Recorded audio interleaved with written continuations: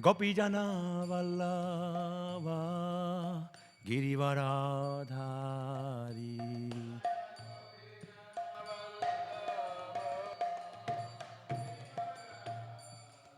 Jashodanandana Brajajana Ranjana Jashodanandana Brajajana Ranjana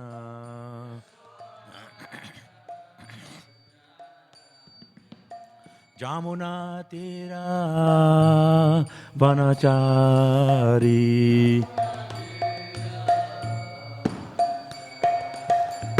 Jayo Radha Madhava Kunja Bihari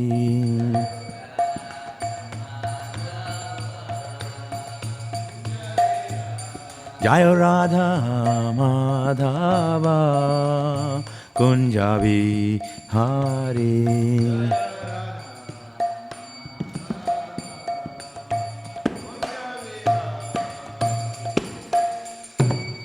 Gaur Premanande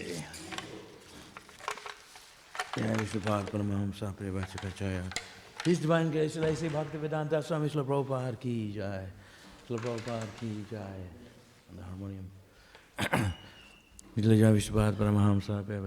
Divine Grace, Bhakti Siddhanta Goswami Prabhupada ki jai. Ananda Kori Vaishnava Vrinda ki jai.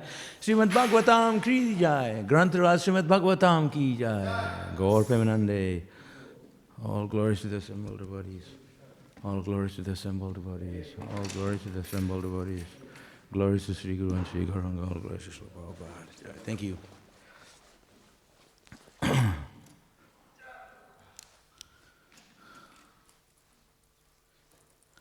Om Namo Bhagavate Vasudevaya.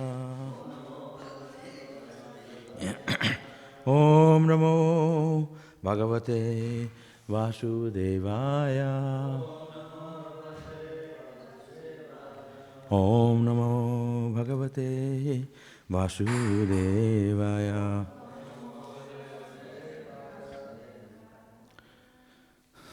Today's text is 11, Canto 5, Chapter 1. Activities of Maharaj Priyavrata.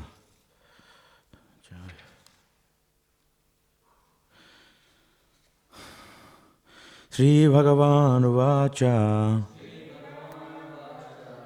Nibuddha Tedam Vritam Bravimi Nivodda Tedam Vritam Bravimi Masuitum Devam Arasya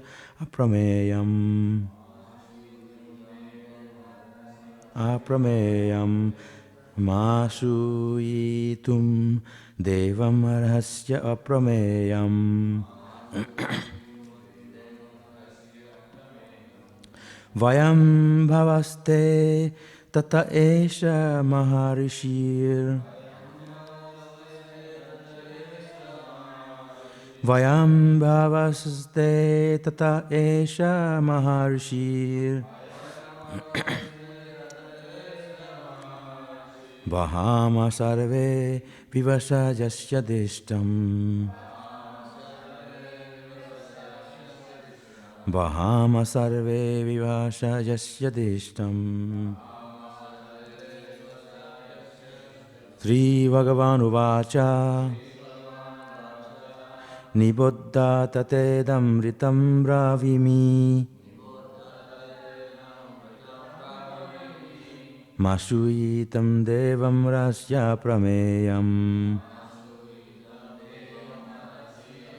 Vayam bhavaste tata esha maharshir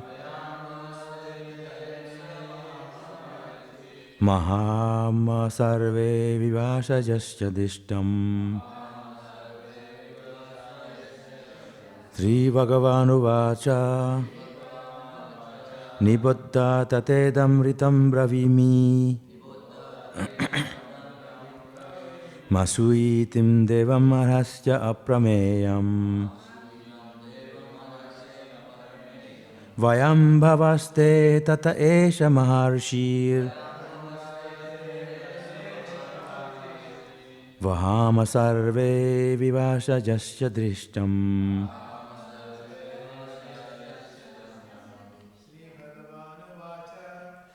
Bhagavan vacha.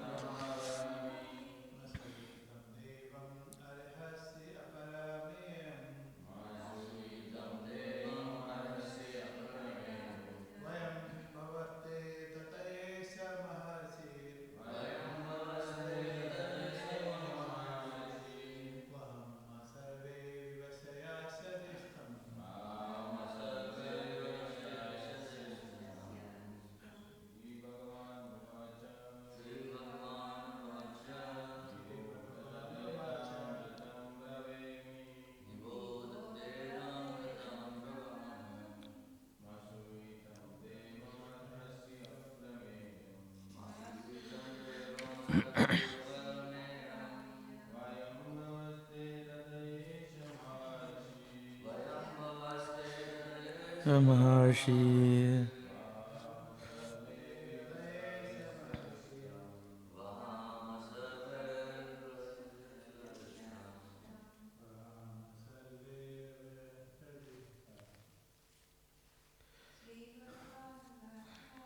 Shri Bhagavan Vacha.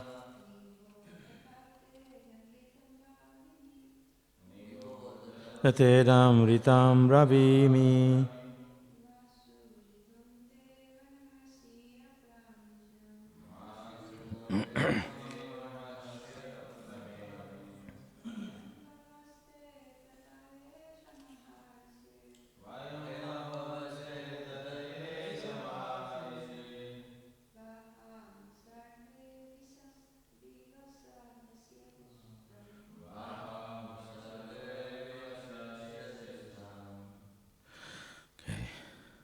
Sri Bhagavan Vacha.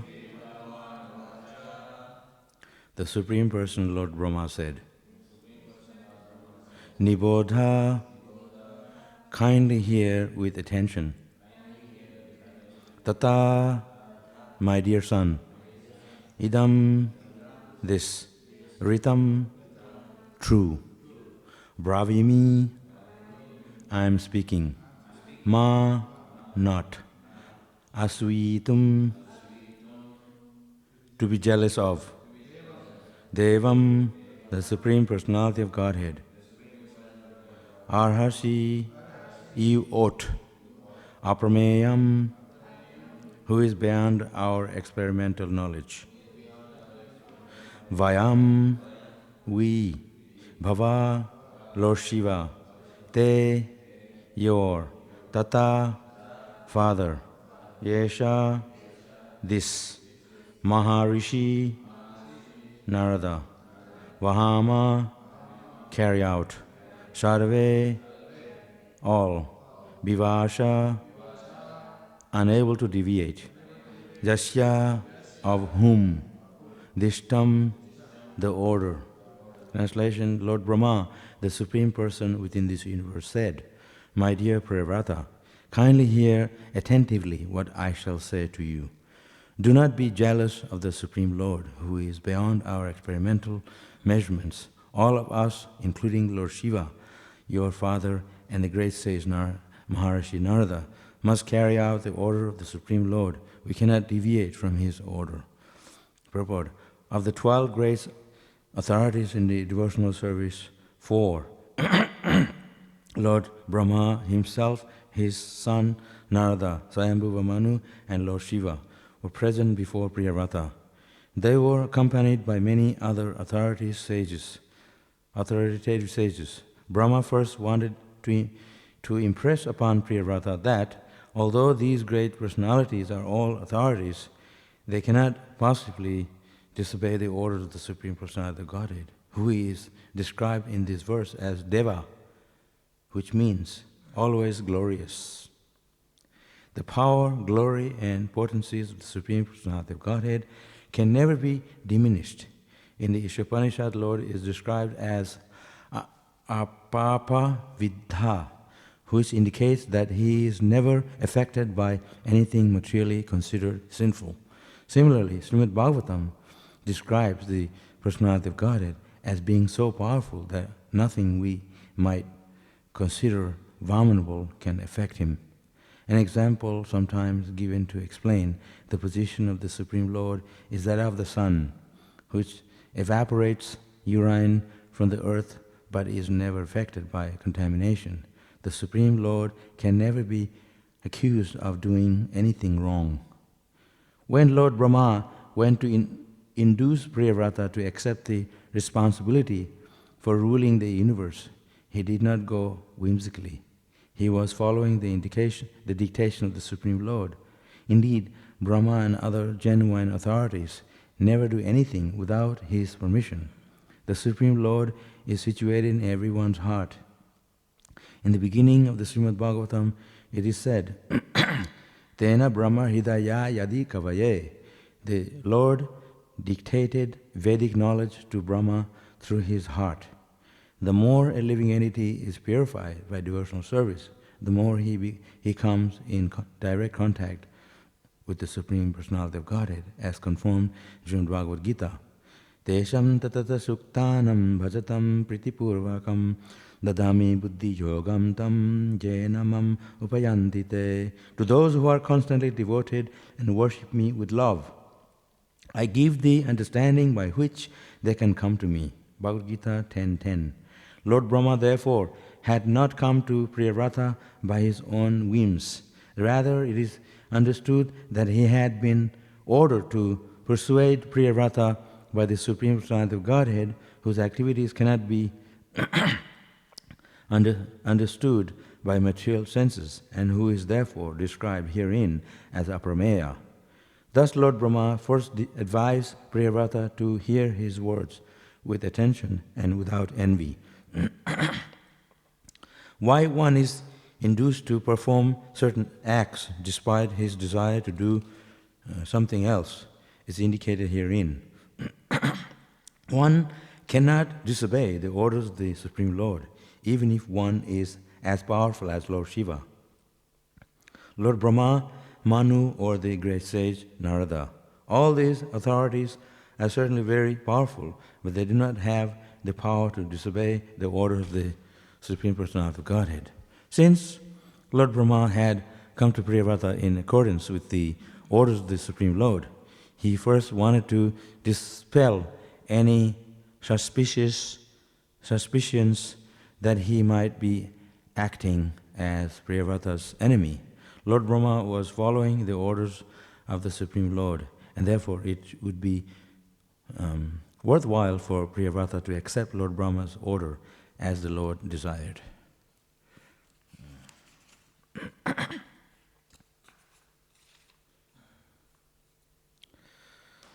Read the translation. Lord Brahma, the Supreme Person within this universe, said, "My dear Priyavrata, kindly hear attentively what I shall say to you. Do not be jealous of the Supreme Lord who is beyond our experimental measurements. All of us, including Lord Shiva, your father, and the great sage Maharishi Narada, must carry out the orders of the Supreme Lord. So Supreme, we cannot deviate from his order."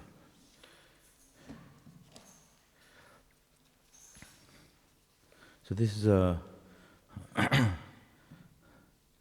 instruction and orders of Supreme Lord coming down through Brahma to Priyavrata. So one thing we can understand from this purport, that one is acting on the order of the Supreme Lord. There is no concoction. That's one thing we should know. There's no concoction in the Vedic scriptures, in the Śrīmad Bhāgavatam, because these are the orders of the Supreme Lord, and it's coming down, carried out by Lord Brahma. That's the first thing. And Lord Brahma, he's not concocting anything. He is following the orders of Lord Krishna, the Supreme Lord. So Priyavrata, he is accepting the orders of Brahma. Whatever he has to do, he's doing it despite his own desire perhaps, but even though he may not want to do something, but because it's the order of Lord Brahma, it's the order of Krishna, and like I said, Lord Brahma, he doesn't do anything that is different from the order of Krishna. He's a creator. So Lord Brahma is acting on the order of Lord Krishna. So in this way, there is everything in the Śrīmad Bhāgavatam, it's authoritative, authentic. It's mentioned here, authoritative. It's not that one make anything up. That's why Sri Bhagavan Vacha, Prabhupada explains that the instruction is coming down from Brahma from Krishna to the heart of Brahma. It's mentioned here. Tene Brahma Hida Ya Yadi Kavaye. That was the way that instruction would come down from Krishna to Brahma, and Brahma would then, in turn, follow that order up for the creation of the universe. So there's everything, there's a system. So even though the demigods, they're acting on the Supreme Lord, it's not that they are making anything up. Sometimes there's a understanding among the people. People think that the demigods, they have the ultimate power to do what they want to do. But that's never a fact, because the demigods, they are Vaishnava, they are devotees. Sura means demigods who are devotees of Krishna. They do what Krishna, in accordance with what Krishna's plan is. And Lord Brahma, he is sometimes known as Bhagavan, because Lord Brahma, he is the creator of this universe. And Lord Brahma himself, like I said, he is always following the order of Lord Krishna, coming down. And similarly, Narada Muni, Swayambhuva Manu, the Manus of this universe, the different authorities. Prabhupada explains right in the beginning, there are 4 authoritative persons in the universe. That's Lord Brahma himself, his son Narada, Swayambhuva Manu, and Lord Shiva. They are authoritative individuals within this universe. So even ordinary people, we don't have the power to do anything that we want to do. There's always, we are induced by the demigods. Even when we move our hand, if we're moving our hand, we're picking up something, moving our hand. This is actually done by the power of the demigods. There are 33 million demigods, and each of the demigods, they have a particular responsibility in this universe, universal affairs. So we are not totally independent. Somebody wants to come in.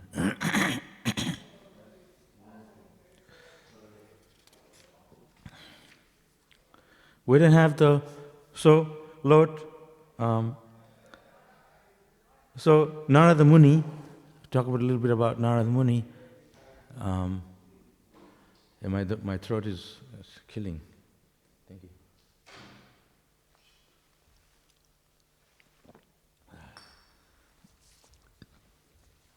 Narada Muni is such a wonderful person. He always comes when there is a problem to solve the problem, or else he's also coming to associate with devotees in the material world. There's devotees everywhere. And one time, Srila Prabhupada was giving a Bhagavatam class somewhere in America. And Srila Prabhupada, while he was giving a class, he was always looking at one corner all the time. So, devotees noticed that. He was looking at a corner all the time. But they are not asked Prabhupada, why are you looking over there? So they kept seeing Prabhupada when he was talking and he was looking at a corner. Like sometimes we're speaking to the audience. But Prabhupada particularly kept looking at one particular corner while he was giving the talk. So this is one devotee, he wanted to ask him. So he says, he was thinking not to ask him during the class, but he will find a time suitable for him to ask Prabhupada when Prabhupada would be ready, when he's on his own. So then And the next day, Prabhupada was on his own, and that devotee thought this would be a good time to ask Prabhupada, why he was looking there at the corner while he was giving class. He said, Prabhupada, can I ask you a question? Yesterday you were giving the class, and during the class you were always looking at one corner. Why you were looking at one corner? Prabhupada said, didn't you see? There was Narada Muni there. While I was giving the talk, Prabhupada said Narada Muni was sitting there in the corner, he was listening. That's why I was admiring his presence. So, sometimes the demigods come down. And Narada Muni is not demigod, he is Krishna's messenger, transcendental messenger, universal preacher. He's always traveling. So here, it's mentioned here that Lord Brahma first advised Priyavata to hear his words with attention and without envy. So my point is that to be able to grasp the attention of Krishna, to understand the philosophy, to go down deep in our heart, one has to be free from jealousness. That is the verse explains it. One should be free from envy. This is the reason why we are all in this material world, because we are originally, there was a tinge of jealousness in our heart, a tinge. You cannot go back to Godhead if you have some envy in our heart. There's always some jealousness, because those who are pure, nirmatsaranam satam, those who are pure in heart, nirmatsaranam, they are free from jealousness and envy, they can understand the Bhagavatam. And this month, the devotees are distributing so many Bhagavatam. It's amazing. Everything is locked down, we're not allowed to go out, and despite all these restrictions, this Bhagavatam sets is going out like by sets and sets. I can imagine how here in Melbourne, they just read out the score this morning. 60 sets or 16 sets, just in 68 sets of Bhagavatam. I can imagine, Bhagavatam, how many books there are? A whole bunch. There's big, this man, you can see on the shelf there. So some individual devotees and others, they're buying the Śrīmad Bhāgavatam. Śrīmad Bhāgavatam, there are two types of devotees. One is the walking devotee, the living devotee, and the books Bhagavatam devotee. Books are devotees, because devotee means one is talking about Krishna. So if you're buying the Bhagavatam, just touching the book, touching the Śrīmad Bhāgavatam, you're touching Krishna. Krishna is not different from these words. So when devotees, they're addressing the deity in the morning in the altar, they're touching Krishna. So when you touch the Bhagavatam, you're actually touching Krishna. So sometimes you're distributing books on the street, you just get them to touch the Bhagavatam. Then they will have a change of heart and they will end up buying it. At least get them to touch. Because the power of the Śrīmad Bhāgavatam, the power of the words of Krishna in the Bhagavatam, it will affect their heart directly. Tene Brahma Hidaya Yadi Kavante Muraya. So the words of Krishna coming down from the heart to heart of a devotee. They need to hear Srinvatam Sakatam Krishna, the tropics of Krishna. We have to hear that topic. The nectar of Krishna consciousness is coming down, pouring down into the ear of a devotee. Shukatam, like Shukadev Goswami. Shuka means parrot. Parrot, they always go for a ripe mango. Have you eaten a ripe mango from a tree, not artificially ripened? So sometimes we used to go to a mango tree and find that tree, find a mango where eaten by a bird, and on the other side is very sweet. I don't know how it happens, but the mango is very sweet that it's eaten by a bird on the other side. The parrot, they always go and pick on the sweet mango. And so that mango is so sweet. So we cut the other side of the mango and eat it. It's so sweet. So similarly, it's mentioned that Śrīmad Bhāgavatam is spoken by the Sukadeva Goswami. is even more sweeter. Spoken by Srila Prabhupada is even more sweeter. Touched by the lips of a pure devotee. This is why devotees are eager to hear Krishna Katha from a devotee who has much more knowledge, devotees who are very pure. Because those who are not pure, they cannot tell this Śrīmad Bhāgavatam nicely because they are not pure in the heart. They will speculate. A non-devotee will speculate. A professional speaker. And after they finish, they go outside. When he's finished speaking the Śrīmad Bhāgavatam, he go out the door and light a cigarette. That is professional speaking.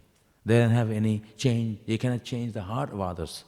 They don't have the power to change the heart of other living entities because they themselves are not pure. The Śrīmad Bhāgavatam is so powerful just by touching it. So Srila Prabhupada has given us these books, Bhagavatam sets, Chaitanya Charitamrita. These are enough for us to study. We don't have to go elsewhere. It's more than a lifetime of study, this Bhagavatam. Bhakti Sastri, Bhakti Vaibhav, and what's the other one? And postgraduating in Śrīmad Bhagavad-Gita, and then postgraduate of the Chaitanya Charitamrita. So this is on and on, so much to learn. If you read, I remember when we first joined, we had to read teachings of Chaitanya Mahaprabhu, teachings of Lord Chaitanya, and then Nectar Devotion, and Bhagavad-Gita, Ishopanishad, and Nectar of Instruction. These books were like the Bhakti Shastri. The first time I did the Bhakti Shastri, we had to study the Bhagavad-Gita so clearly, chapter by chapter.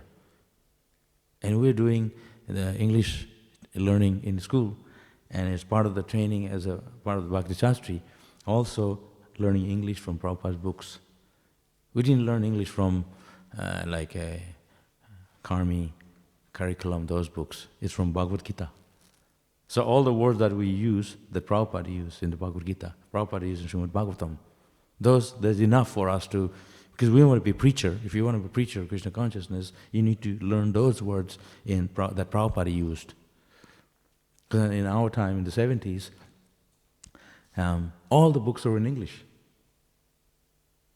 So everybody, all over the world, there was no other books. They haven't translated yet. There was no Spanish books, there's no Bengali books, there's no any Hindi books. All Prabhupada's books in the 70s, early 70s. So, and Prabhupada himself was always speaking English. So we thought, we have to learn English because so then we can attract Prabhupada and we can read his books.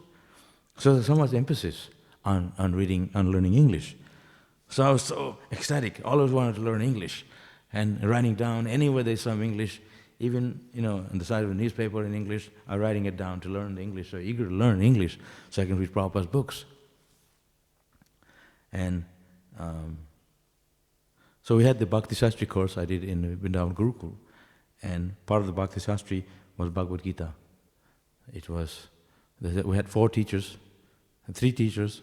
One teacher was teaching us Nectar Devotion. Another teacher was teaching us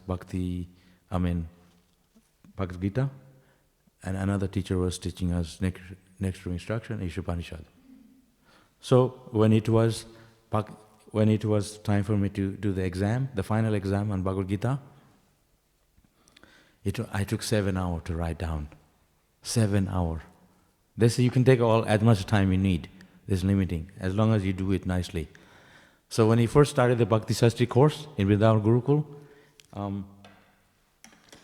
there were 16 of us in the Gurukul, 16 kids, all from everywhere. I was the only Indian, a kid from India. And there was another one here from South Africa. So everybody dropped out. It was so difficult, too difficult. And so it was me, Darkadish, and Veerabhadra. He's from America, and Veerabhadra from South Africa. We did the Bhakti Shastri course. And so we had to, it was week by week. First week we'd do 1 chapter of Bhagavad-Gita, very clearly. We'd read through the whole thing, and then we would have at the end of 1 week, we'd have an exam on that chapter. So it was like, we read through the whole thing, and then revise it, and then on the third day, we would, it's 5 days. Third day, we'd do an essay on the topic. There are many topics. So you take one, and there's a library, we had to, so when you do the essay, every essay had to be at least 30 lines. Not more, not less than that. And you have to quote a verse from Bhagavatam also, and other books, Puranas, not just Bhagavad-Gita, supporting that point. So it was really wonderful. And then we had to also learn English grammar on top of that. So when we did the exam, and the last day, and on the fourth day, we had to give a lecture in the class. So we have a teacher would be sitting, taking notes. So the lecture would be on that topic that you prepare, the essay you prepare. And the lecture has to be at least 30 minutes. And when you're giving the lecture, you need to support it, the point you're making by quoting a verse, plus story. Story, example, and verse. And story and example must be scriptural, not just to make up. So there was a lot of work on us. And in the Gurukul we had a machine they would print out, cassette machine, not like today. It's all ink and, And then on the 7th day, the 6th day, there was the final exam. The final exam was, we had to write down, of course the teacher would ask questions from the back. And he would invite some sannyasi or someone for the lecture. And they would ask questions. And we had to answer them in appropriate answers that are very satisfying, philosophical. So we're actually preparing to become like scholars. And then on the 7th day or 6th day, at the final exam, we had to write down at least 5 essays. Each essay would have to be 30 lines or more. And each essay would have to have at least 5 verses and heaps of examples, all in English. And then that's one thing. And he would write down at least 10 verses from Bhagavad-Gita in that chapter, in that particular chapter. 10 verses. There was no, there was no reference, all memory. So they would put BG and the number, and you have to fill it in with Sanskrit and translation. It was so good. And then we get marks. Every time I had marks like 98, 96, like that. Over 90 every time. I worked really hard. So I would get up. My thing was that get up at 2 in the morning. And then get ready everything, chant 16 rounds before Mangalarati. Finish all your rounds while everybody's chanting in the temple, or we would be studying. Because that's the best time to study, because it's all, everyone's quiet and very peaceful. You can really concentrate on studying. So we were all ahead of everyone. And then we got really ecstatic. And so there was this one boy from Mexico. We were best friend. We both were getting up like 1:30 at night. So we go to sleep at 8 o'clock. We were really, really serious. And so our teacher was very, very angry. We were getting up so early. So he confiscated our alarm clock. So then he was sleeping next door to me. I had the alarm clock, so the teacher took away my alarm clock. So I gave my alarm clock to him, the boy next door. So he said, I have a plan to get up. So he hung the ringing bell over his head, and it was in his room. So it was overnight, so nobody saw. The string would come to my room over a thing, and he'd ring. He'd pull the string, and the bell would ring, because he had the alarm clock. And then we'd get up, chant all around, everything. And just before the teacher wake us up, we go to sleep, take off the tilak and everything. And he would be thinking, these guys want to sleep. And so we had to do all this plan. If you want to study, you have to make some plan to get over all the people. So my point is, and then during the exam, they had 100 English vocabulary words as well, part of the Bhakti Shastri. So they would write the words from that chapter, those English words, and we had to fill it in, the translation, the meaning of those words. And some of those words also, they would, like we had to give their meaning, plus we had to spell. I was always really good at it in English. In Mayapur, some of the kids were really dumb, and they couldn't learn, So they all wanted to, so every week they had a thing called an exam, oral exam, English learning oral. So then they had two groups. One group were, and the other group they called Radha Madhava and Panchatattva, like that. Two groups. So I was on the Radha Madhava side. So they would ask you to say this word in English, and you have to spell it and give the meaning. And that group, they couldn't do it. And it's come to my group, and they couldn't do it, and it comes to me. And every time I knew it, the word. So I fill it in. So everybody wanted to be my side to learn, because I knew what the word was and the meaning was. And it's all from Prabhupada's books. If you're not reading Prabhupada's books, you wouldn't know those words. So that's simple as that. And so I was really eager to learn English. And if you win your group, they would give all the Mahaprasadam offered to Radha Madhava, or the whole plate, Rajbhog. Because those days in India we don't just give away Mahaprasadam like we do here. They would sell it. You have to order it. So anyway, it was very interesting how we learned Prabhupada's books. And Srila Prabhupada encouraged us. So they had a very systematic way to study Srila Prabhupada's books, and Bhagavatam and Bhagavad-Gita. And at the end, in the final exam of the Bhakti Shastri on Bhagavad-Gita only, and the different other books, I had to finish one notebook like this, big fat notebook. We had to write down 30 essays, the final exam, and 50 verses, Bhagavad-Gita, 50 verse. You have to fill in Sanskrit and translation. And plus vocabulary, 500 vocabulary. I was like, phew. The two other boys, they finished in 3 to 4 hours. I took 7 hours. Where I had to think and write and remember and stuff. But we, 3 of us, got the Bhakti Shastri. First Bhakti Shastri in ISKCON. You can ask anyone. It was Hirananda Maharaj who made up the Bhakti Shastri curriculum for us in the school. And then I did it again, second time on Atmatata Prabhu in Mayapur. So my point is that we need to study Śrīmad Bhāgavatam nicely. If you really study seriously and care, I haven't been studying recently because I'm thinking I learned that time, so I already know. But actually, we have to study all the time. It's the Krishna consciousness and its philosophy and the chanting Hare Krishna and the concept, the philosophy is so sweet. Every time you read, every time you study, it's ever fresh.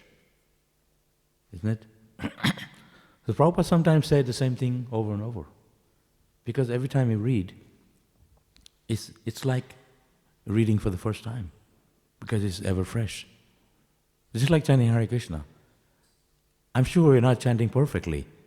And that's why when you chant Hare Krishna, each time, and he emphasized on the mantra, and he focused on the mantra, and he actually feels fantastic. You feel really good because it's ever fresh, it's transcendental. It's not a material thing.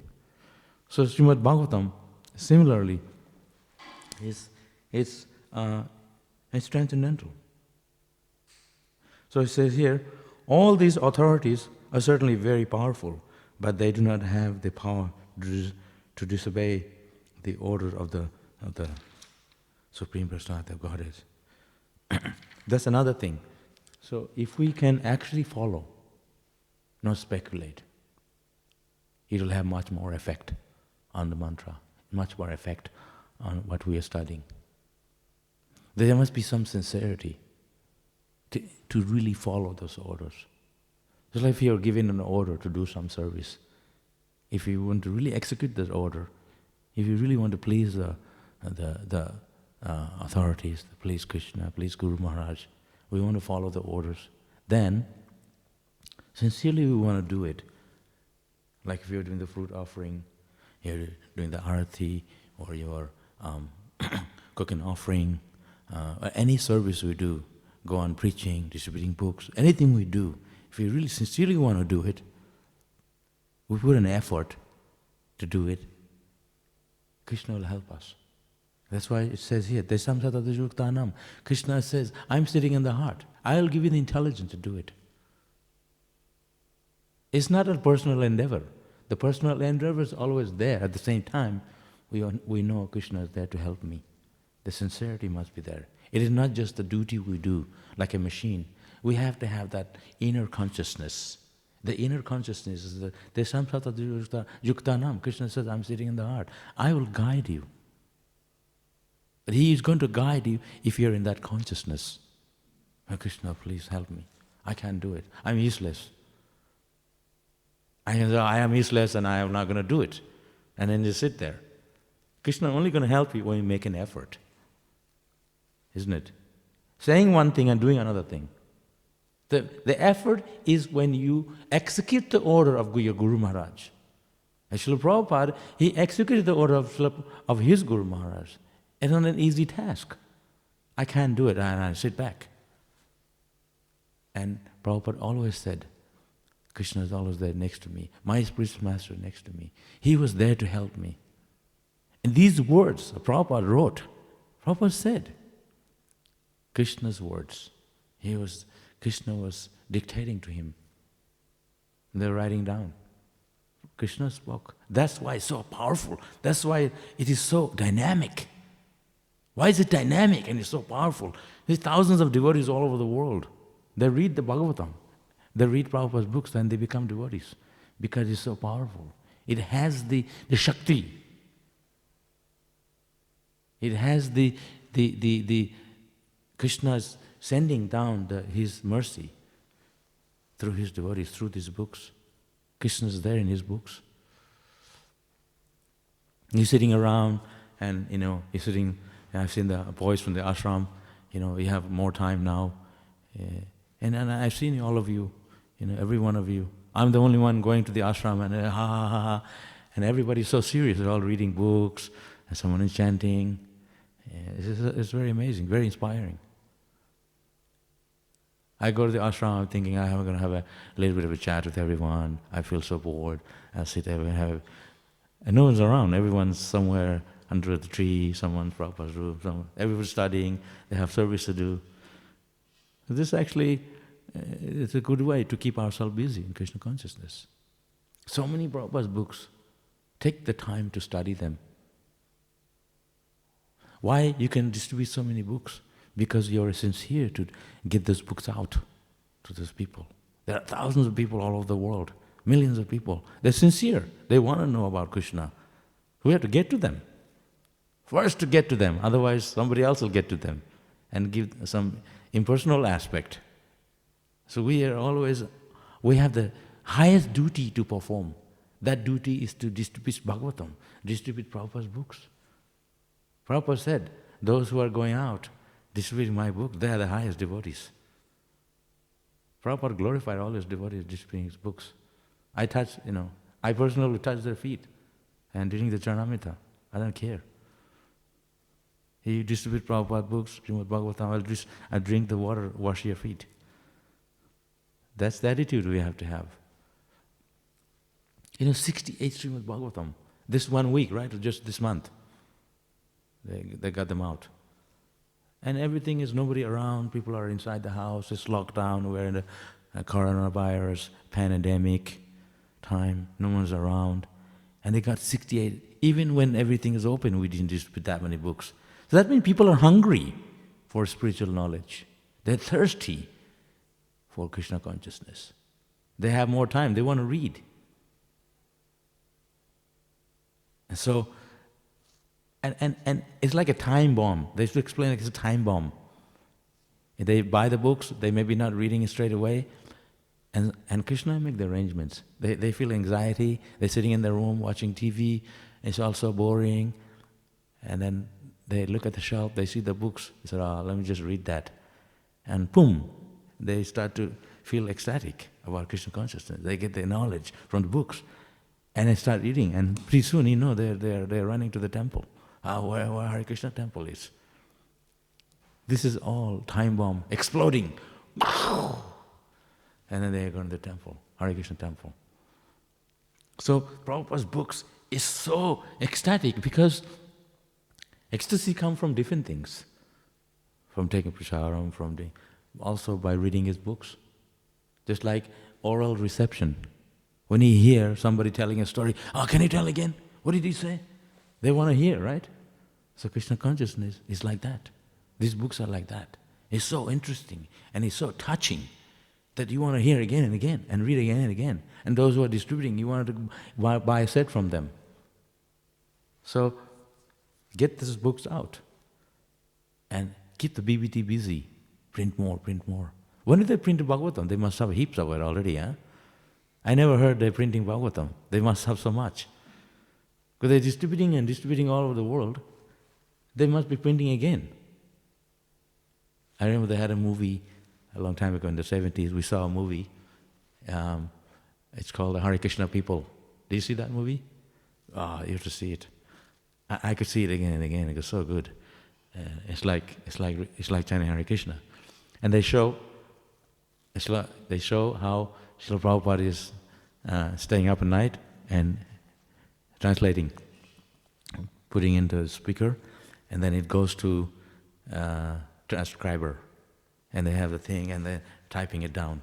Those days, it's so noisy. They didn't have the technology like now, and so they're typing it all down, and then they send it to all the manuscripts, and they send it to the BBT, and then they are all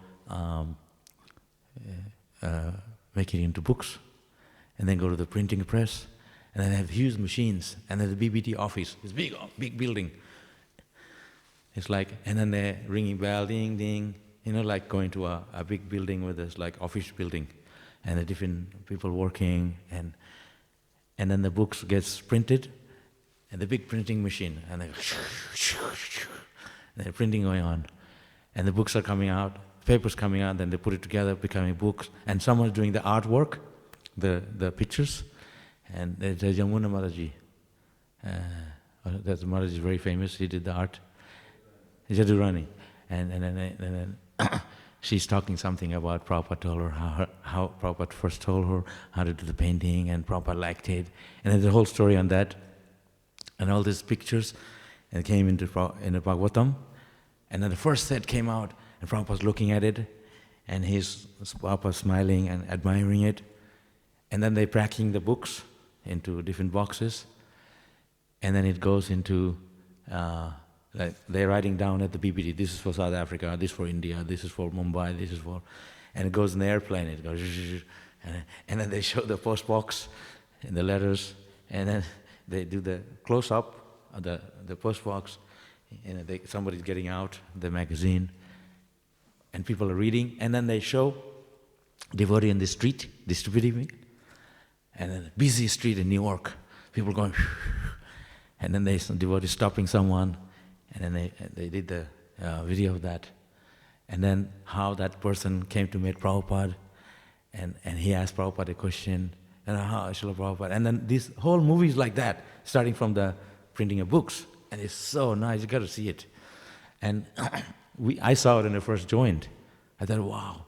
And then they show how they're making a gulab jamun in the kitchen, and some devotee making gulab jamun, foreigners. I thought, wow. And they're mixing the dough. I thought, how you can make gulab jamun from a flour?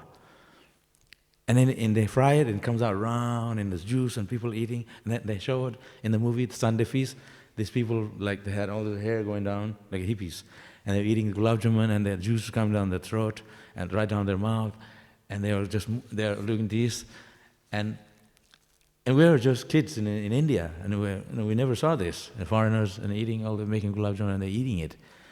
And we're going, wow, look at that, wow, look at that. And we're admiring it.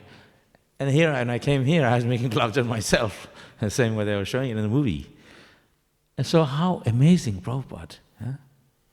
And I remember when I was at the Bhaktivedanta Manor, I stayed there for 6 months. And so I needed some money, and my traveling money is running out. So one devotee said, I'll give you a job. And you helped me at the BBT. This was the 1990s, 91. And he said, they had these cassettes. Before the CD came out, there's cassette.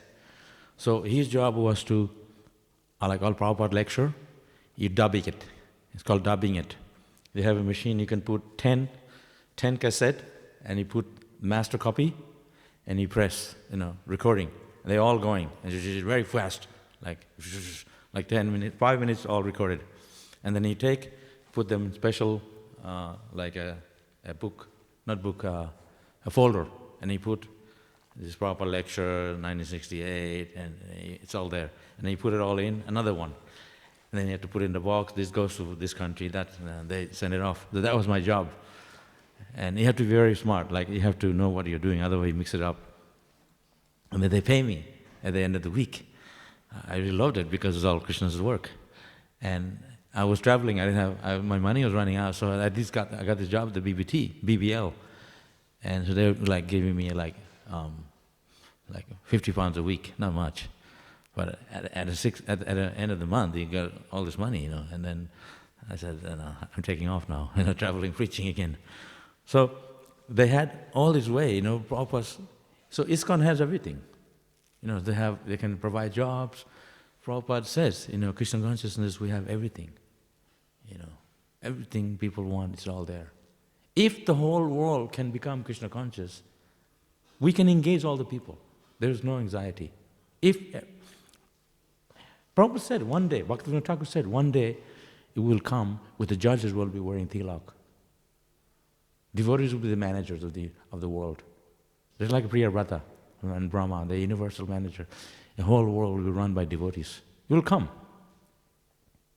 They're going to run out all the problems. They have so many problems, they're going to run out of all they don't have any solution. They're going to turn to devotees. They're going to. It's mentioned in Calcutta, when the British was ruling India, there was no rain, months and months. So the religious people, the Hare Krishna, the Gauriya Math, they said, Jan Hare Krishna, we'll go in this street, massive Harinam, the rain will come. They said, Hare Krishna, Hare Ram, how are you going to make rain come? They didn't believe it. But they have no solution. They said, if you don't believe it, then you find another way to do it. Come up with a solution. Then they said, okay, just let's go. We'll go on Harinam. They had everybody, by law, they had to go on Harinam because they believed that the Harinam will bring the rain. So then that evening, it's mentioned in the diary. If you go to UK, they have big museum and they have all the stories from India. They're written there.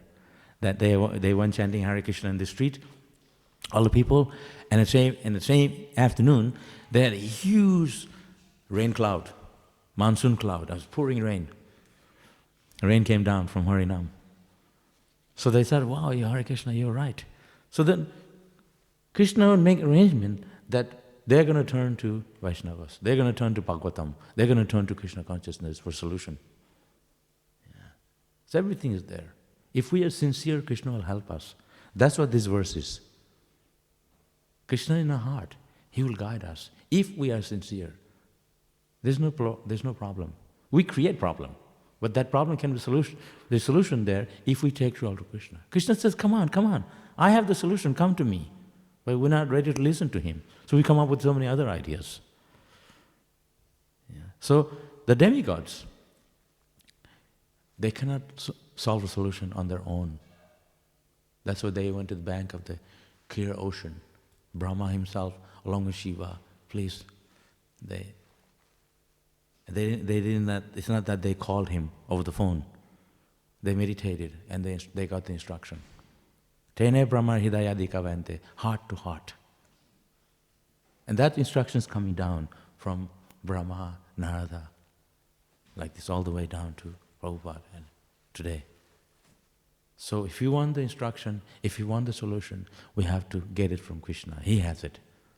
That solution is ultimate solution. Chant the holy name. Read the Bhagavatam. Distribute his books. Worship the deity. Process is already there. Okay? Hare Krishna. Any questions?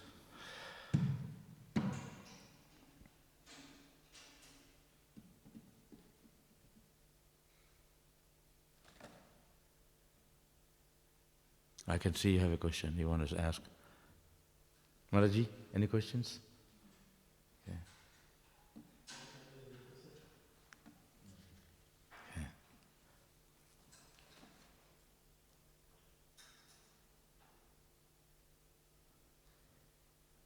Bolo? Yesterday I asked, Prabhupada, his son Swami, and of course he has Uttarapada. So we had in last Kancho, we came all the way to Prasadas. Then suddenly we switched to Prabhupada. Is it because the Prasadas lineage is not continuing? This is all storyline. So Śrīmad Bhāgavatam has two lines. One is the storyline, one is the philosophy line. So we can derive philosophy, but the story is sometimes can be within the story. So sometimes some affair, some managerial affair or managerial ruling, so there's some changes. But when it comes to philosophy, that is intact.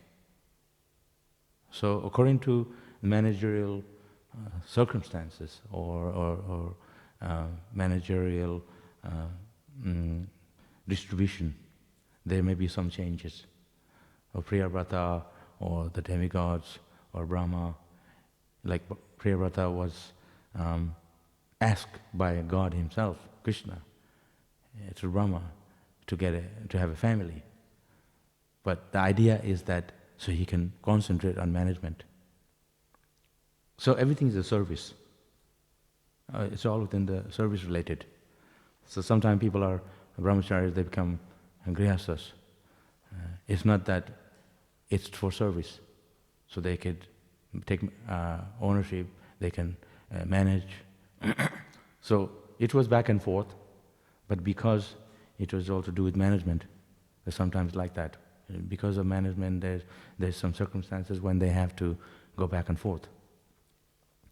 But as far as philosophy of the Bhagavatam, they can withdraw the philosophy from Bhagavatam. That is always, there is always the transcendental philosophy that we have to understand. What is the meaning to all this? The meaning is that there is a reason for everything. So it's universal management, Priyavrata, they all came to Priyavrata because he was the chosen one. He's the son of Brahma. So he had to accept a certain position to manage the universe. It's not that it's mundane. If God wants, if Brahma wants, that's only, if Brahma wants, that's in line with Krishna. Like I said in the beginning, because Brahma didn't do anything that's different from Krishna's order. So this is all in the Bhagavatam written down because we can understand that everything is in junction with Krishna. Yeah. Okay. Hare Krishna. Srila Prabhupada ki jai.